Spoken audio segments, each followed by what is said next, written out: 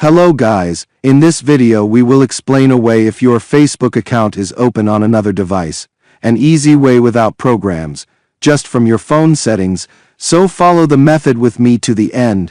But before broadcasting in the explanation, thank you to everyone who supports me, thank you to everyone who subscribed to the channel, and thank you to everyone who watched the video.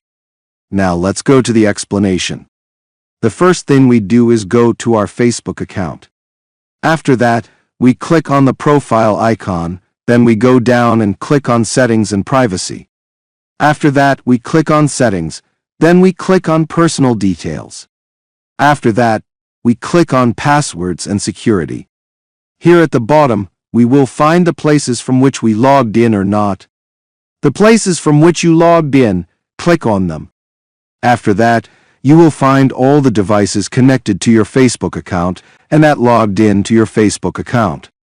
You will find the name of the device here, and if you find any device other than your device, click on it.